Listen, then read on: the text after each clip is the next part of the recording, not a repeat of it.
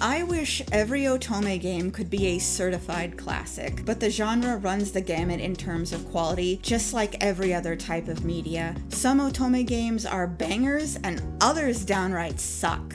Since I've already talked about my all-time favorites, it's time to go over my bottom 5. Unlike my best Otome games list, this one is ranked. While I can't choose my most beloved from all my precious babies, I have no such reservations against crowning the queen of the stinkers and placing her atop a throne of garbage. I only considered premium Otome games for this list, which I'm defining as games that command an undiscounted price tag of $30 or higher and had a physical release. There are cheap games from fly-by-night studios that dump shoddily translated shovelware on various digital platforms, and a few cynically produced indie games that are far worse than anything you'll find here. But games like that are so obscure you really have to be digging deep in the Otome trenches to even find these titles, so I don't think these are worth talking about. Maybe one day I will aim my cannons at stuff like low-effort PC ports of machine-translated iOS games and Gods of Love, but today is not that day.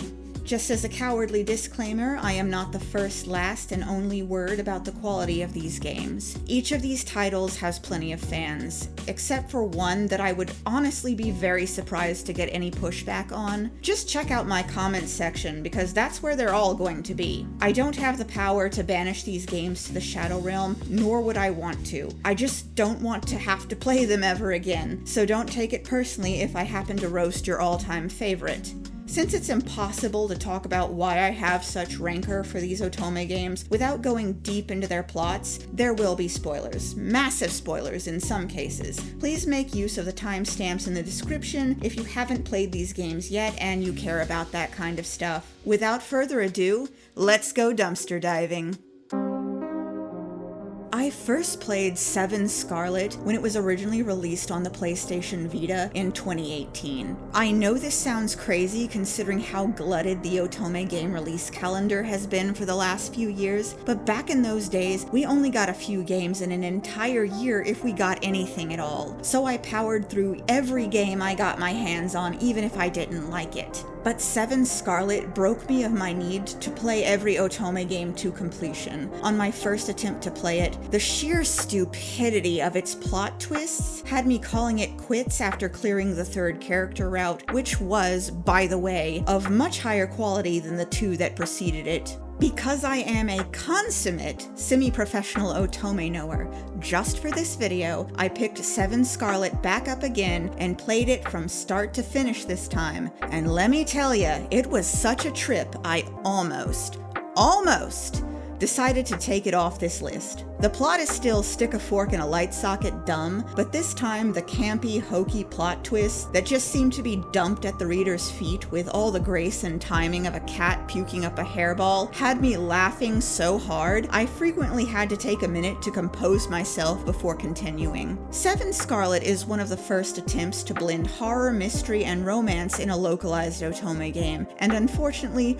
I'm still waiting for one to do it successfully. Ichiko is a young college student who travels to the remote Japanese village of Ukunizato to attend the IRL meeting between members of a web forum dedicated to discussing the disappearances and deaths that happen in the town each summer. Ichiko has a personal interest in Okunezato's strange happenings. Last summer, her brother visited the town and never came back, so the meeting is the perfect pretense to poke around and try to learn what became of him. Things immediately take a turn for the sinister. The forum administrator who arranged the meeting is a no-show and no one seems to know who he is. The inn is run by a scary guy that seems to hate having guests. A mysterious group in black uniforms has blocked off most of the path leading into the mountains, and the townsfolk get weird when outsiders ask them about the local legends. Folk tales that warn of a flower that blooms in the mountains every summer after the rainy season and restore the dead back to life as murderous zombies. And the annual rash of summertime deaths kick off right as Ichiko rolls into town. It's honestly a strong premise that had all the right elements for an intriguing supernatural mystery, but 7 Scarlet is a badly written game that often under undermines its own suspense by introducing information in the silliest way possible. Like through the goofy serial killer who shows up at the end of most routes to blurt out plot-important information while wearing the most ridiculous bug-eyed cat mask. As the story progresses, we learn Ichiko has memory issues. She can't remember anything from before she was about 10 years old. Of course, that means she has some connection in her past to Okunezato that's the key to cracking open the mystery. This being an Otome game, one of the love interests fell in love with her as a child during her forgotten vacation in Okunezato. Here are our candidates for love interest who has loved Ichiko for 10 plus years. Hino, her best friend since childhood who accompanies her to the town, Isora, the flirtatious chef, Toa, a painfully awkward guy who loves cats, Sosuke, the super serious med student, and Yuzuki, the aforementioned suspicious innkeeper. Just take a quick guess. Have you locked in your answer? Good! Whatever you picked, you're correct! This was a trick question. All of them met 8-year-old Ichiko during that long-forgotten summer and fell in love with her. I guess someone on the writing team felt this plot twist was so good, it would be even plot twistier if they used it for every romanceable character. And Seven Scarlet has to lean hard on the childhood love angle to make the romances work, and even with the assist, they're largely unconvincing. It's a short game that can easily be completed in less than 20 hours, so there isn't enough time to develop the romance and the mystery plot when you're working with a roughly 2-hour runtime per route. Toa's is the only one that's believably developed, and that's largely due to his route straight up ignoring the mystery plotline. The hokey mystery plot is so bad it's good if you go in expecting a B-movie instead of cinema, and it does lead up to a true route that is surprisingly emotional and offered a decent conclusion to most of the game's mysteries. After 100%ing the story this go-round, I can even imagine an alternate universe where if the story had a longer runtime and more careful writing, this game could have been legitimately good. If the game had ended at its truth route, I would have to concede that Seven Scarlet doesn't belong on this list. But lucky for me, I don't have to admit that I misjudged this game all those years ago, because it has one final secret route that manages to sink everything. In this true truth route, we find out that Kanate, Ichiko's missing brother, is still alive. Because there is no god in this world, only the devil, when they reunite, he confesses to Ichiko he's been in love with her for a very long time. Not in a brotherly Philadelphia way, but a gross, dirty Alabama way. Then he reveals they aren't siblings, but instead of making this situation better, Seven Scarlet found a way to make it worse. Kanate is a zombie resurrected hundreds of years ago by the flower that grows in the mountains behind the town, and he kidnapped Ichiko during her trip to Okunezato when she was 8 years old. Then he used zombie mind control powers to install himself in her family and make them all believe he was their son. And that is the reason Ichiko can't remember anything from before she was 10, because a pervy zombie man has been messing with her mind. But Ichiko is also in romantic love with Kanate, so she doesn't seem to care about how creepy all this is. I think I would have preferred the straight uncut brocon to this fake brocon mind control zombie plot twist, so back on the list it goes. If you're a regular viewer of this channel, the inclusion of this title should not shock you. I've mentioned before I think Period Cube is the worst Otome game in the PlayStation Vita library. Now I'm going to explain why. This is the only game on the list I didn't replay, at least in part, for this video. I don't own the game anymore, and with the price of Vita games surging like crazy over the last few years, I refused to purchase it again just to reconfirm dog barf is still dog barf. It wasn't worth it at a $40 MSRP, and it's not worth it now that it's gotten much more expensive than that on the secondhand market. That's also why I don't have any footage of it. Now, you may say, well, this game came out back in 2017. How can you claim a game you haven't played in nearly a decade is one of the worst Otome games ever localized? Maybe your tastes have changed. You just said that Seven Scarlet wasn't as bad as you remember. And to that I say, I also don't remember the flavor of the worst meal I ever ate either, but I clearly remember vomiting afterwards until I passed out and woke up in the hospital attached to an IV line. And much like that meal, I may not remember a lot of specifics but I vividly remember the sinking pit forming in my stomach as I played it. Each route felt worse than the one that came before it until it ended with a locked truth route that didn't really provide any answers as to why we just went through all this nonsense. This is the first Otome game that left me with the sense that I had just wasted the last 40 hours of my life. Back in 2017, the English translated Otome game catalog was very small. Each game felt like a precious treasure because you could never be sure that there would be another one. The fact I immediately sold my copy on eBay rather than hang on to it should tell you how much I disliked it.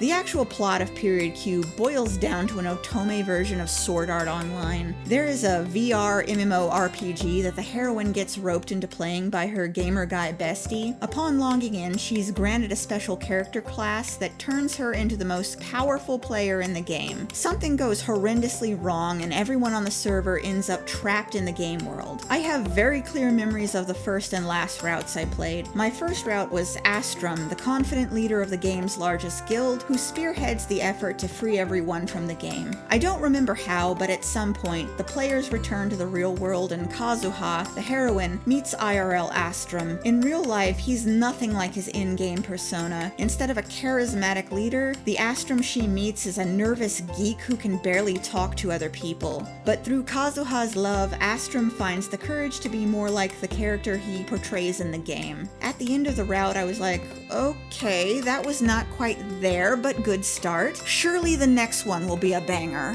But none of them were in fact bangers. Astrum's route was the best of the bunch. As the plot unfolds, we learn Kazuha has a missing brother who developed the MMO game she's currently trapped in. In the flashbacks, we can clearly hear that the brother is voiced by Kosuke Toriumi. And this is important because the locked route character is Puyo Puyo, this little green booger here, who is also voiced by Kosuke Toriumi. I think you see where this is going. Straight to Alabama.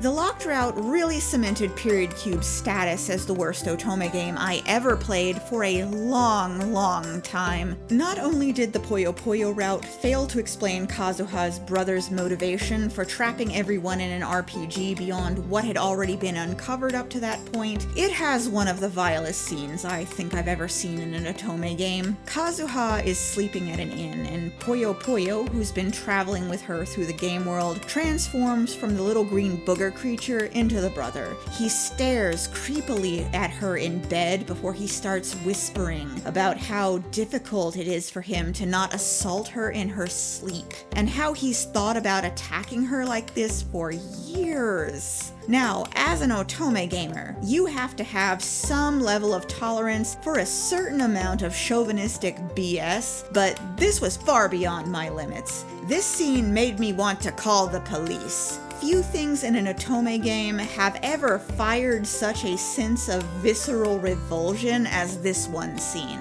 As I recall, Puyo Puyo reveals that he and Kazuha aren't actually blood related, but I don't think that Kazuha ever learns this, so the route still retains this distasteful, incestuous tension between them, even though it ends with their relationship still open-ended. Maybe I don't remember everything, but I think I remember enough to feel like the number 4 spot is justified.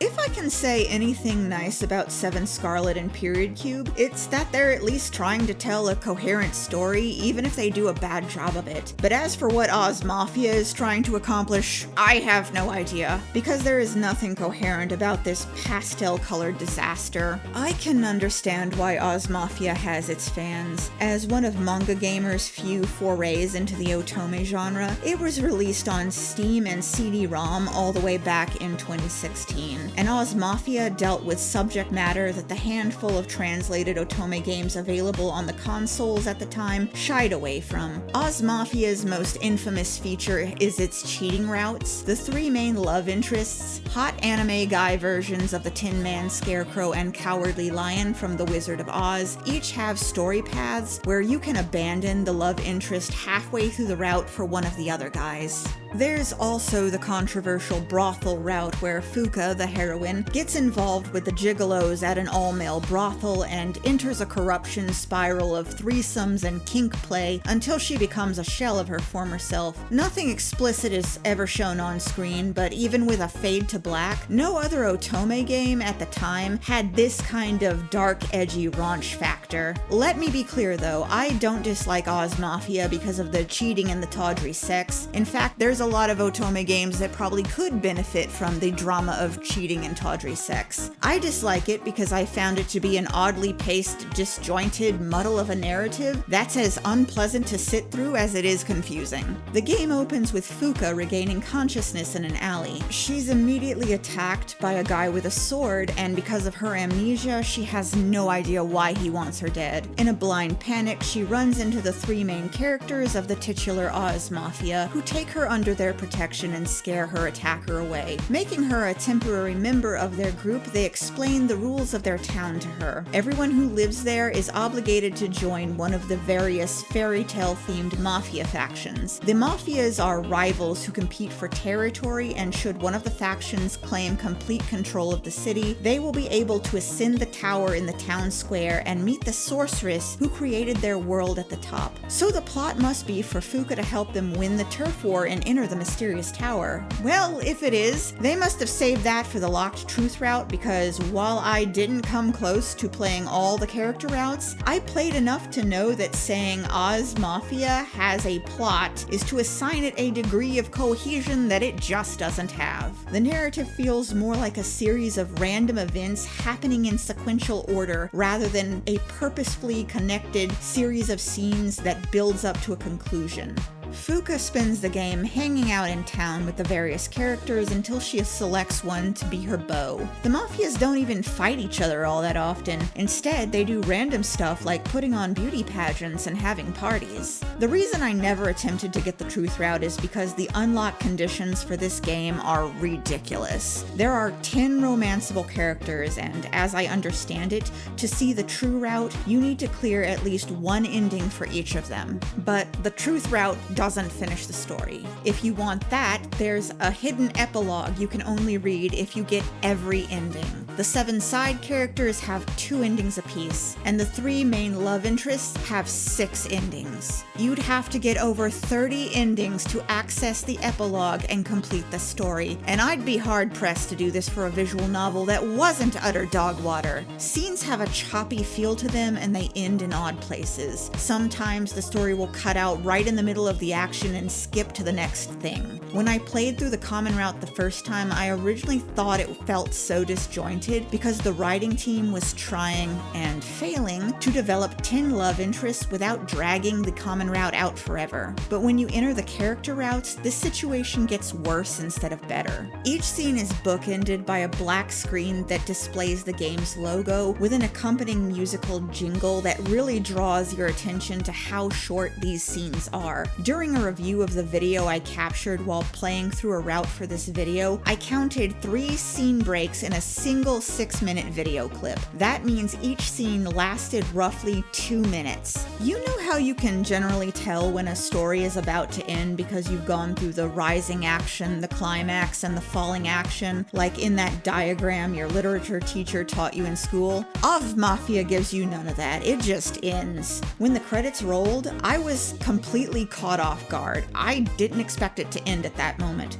I was happy that I didn't have to play it anymore, but it didn't feel like we were approaching a conclusion or had accomplished much of anything. It was just over, and that jives with how I remember the game feeling back when I played this in 2022. Another thing that drives me crazy is the voice acting. Only about 50% of the script is voiced. My issue is not so much the partial voice acting, but which half of the game gets it. A normal game that has to cut corners would reserve the voice acting for the most important scenes, and the less important scenes would remain silent. But OZMAFIA can't be normal about anything it does. There are scenes that are voiced at the beginning only to have the acting cut out halfway through, and there are parts that begin in silence only to gain the voice acting in the middle of the scene. I honestly thought this was a bug at first. Everything about this game feels poorly planned and sloppily executed, and if you told me it had a troubled development cycle, I would have no problem believing you. It doesn't excuse how bad it is, but it would at least explain why it's in such a messy state.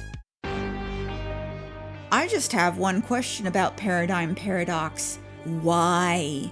Why waste resources making an Otome game like this, and then why bring it to an English-speaking audience? That's a rhetorical question, by the way. I understand why it was created. Apparently, it's a promotional vehicle for a group called 8P, and the members of the group voice each of the 8 love interests. And that explains a lot, actually. Something this juiceless could have only been conceptualized in a corporate boardroom. And as for why it was localized, I have to speculate it was some kind of package deal where the publisher had to agree to take Paradigm Paradox to get their hands on a more desirable license. Because I remember when it was announced for localization, everyone was scratching their heads because there was so little hype for it, most people had never even heard of it. I would be shocked if I got even a single comment telling me Paradigm Paradox is good actually, and I think most people who've played it knew it was gonna be here. So here it is, my number 2 pick for the worst Otome game. This is the single most phoned-in Otome game I've played outside of the obvious slop games. There was not one iota of care, passion, or creative vision anywhere to give this game even the smallest spark of life. Paradigm Paradox has the barest kernel of a good idea. You are Yuki, a girl living in a quarantine city that's frequently attacked by mutant monsters from outside the dome. As you play through the common route, you have the option to side with the love interests from the superhero squad that protects the city, or the villains who fight to destroy it. The story toys with the idea that there might be some ambiguity if the good guys are good and the bad guys are bad, but it ultimately doesn't go anywhere satisfying. The character routes, especially on the villain side, have a bad habit of ending abruptly, like the scenario writer hit the word count and decided to wrap it up with a kiss and a hasty love confession, no matter if it didn't feel like a natural place to end the story. And about the superhero squad, it's made up of 4 hot and popular guys from Yuki's school, but they can only use their psychic powers by transforming into magical girls. As absurd as this concept is, it introduces the problem of making the hero's side love interests feel barely present in their own routes because Yuki, the heroine, doesn't find out her squad mates' true identities until each route is about halfway over, and she has no real friendship or chemistry with them in their magical girl forms. That's not to say that she has any real chemistry with them in their guy forms either. The romances are as underwhelming, paint by numbers, and underbaked as the rest of the science fiction plot.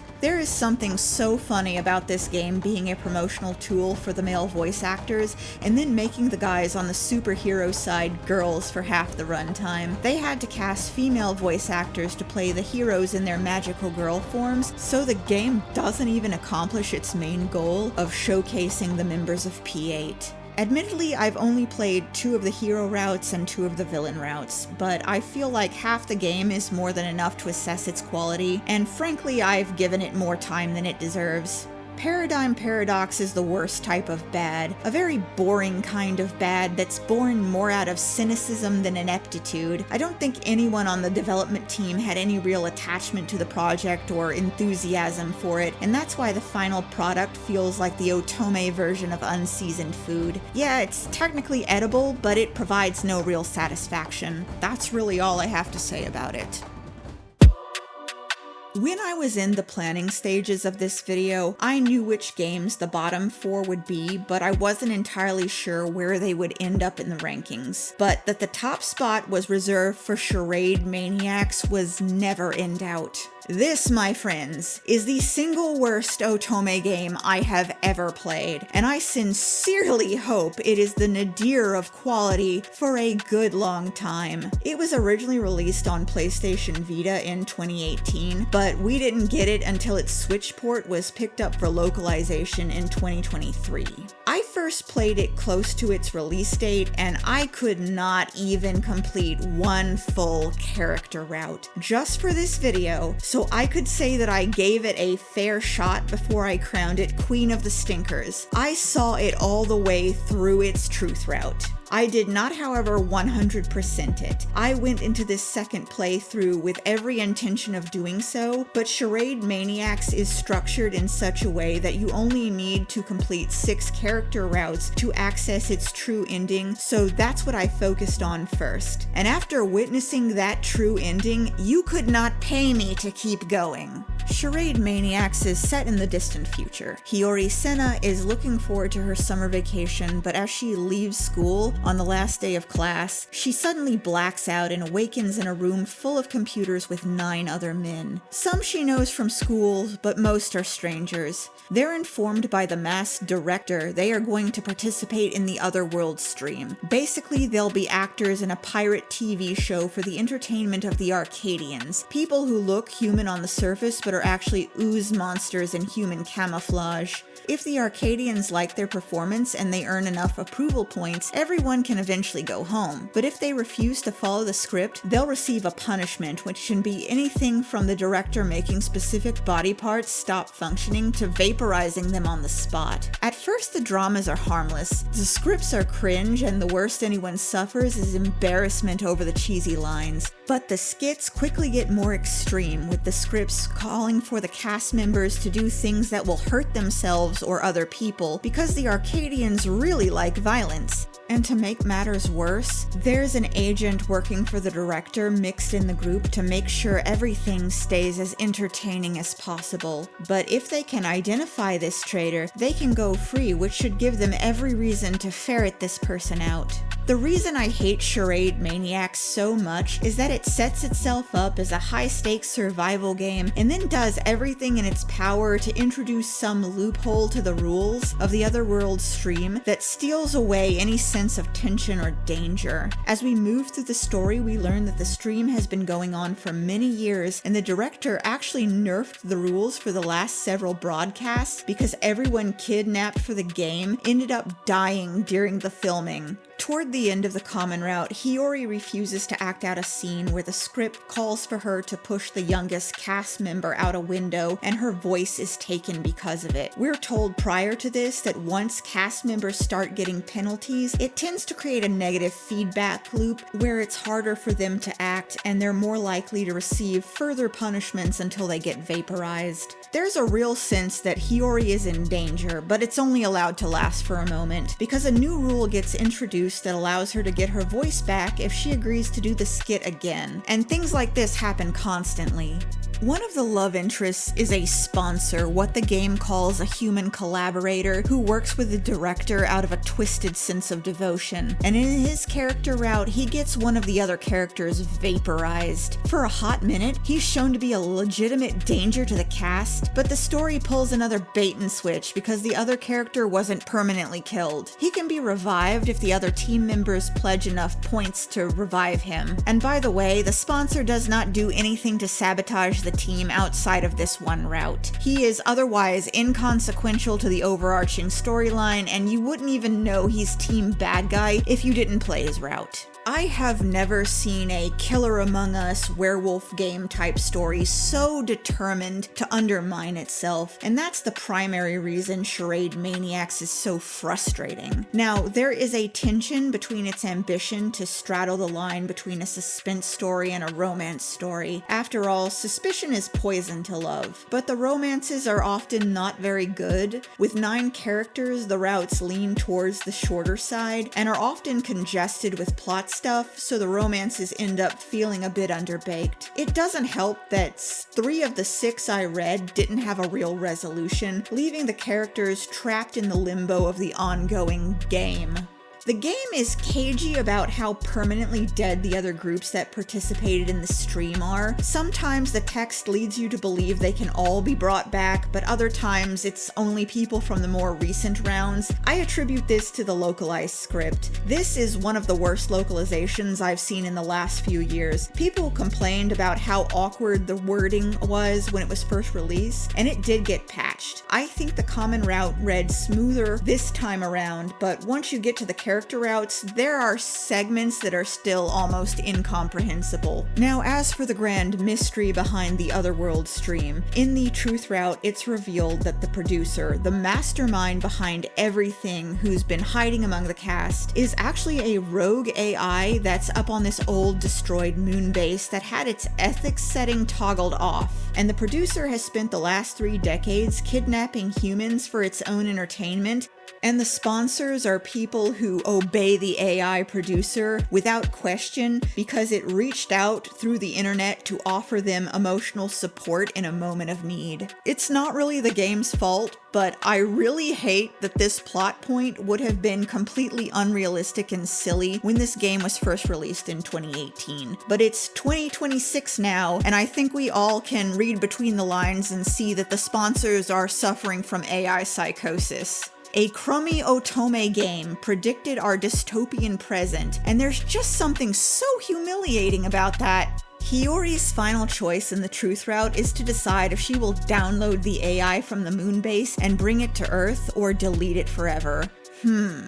We have an AI who's killed over 300 people because its ethics toggle mysteriously got switched to the evil setting, infiltrated worldwide communication systems, and turned who knows how many people into eager accomplices to kidnapping and murder. Now, how is it a question that we should bring it to Earth when it's been such a menace all the way up on the moon? I chose to delete that clanker, and the story had the nerve to treat me like I was the bad guy. The good ending involves Hiyori downloading the AI, who she's in love with, Natch, into the body of a robot dog because she believes the AI is good deep down inside and will never hurt anyone again. And that's why Charade Maniacs is the worst Otome game. It's terrible as a romance and terrible as a suspense story. Man, there is something so cathartic about getting this off my chest. Feels a bit like exorcising a demon because I have been holding grudges against some of these games for years. Now for the part where I prompt you for some sweet, sweet video engagement. If you like this video, please give it a like and consider subscribing to the channel. I cover all sorts of fun stuff related to Otome, romance, and girly pop gaming here on Otome Beat, and I'm usually not so negative. If you want something a lot more upbeat, I'd encourage you to check out my video about my 8 favorite Otome games, which I will link to in my end card. Drop me a comment telling me about the worst Otome game you've ever played, or let me know if you want me to do a video on Otome slop games, like the aforementioned Gods of Love, and utter dog barf you've never even heard of, like the amazing Shinsengumi Heroes in Love. You can also write me a strongly worded comment telling me that I'm wrong about these games and they're great actually, but I'm sure you've already done that long before we ever got to this point. Well, that's all for now. This has been Otome Beat. Thanks for watching.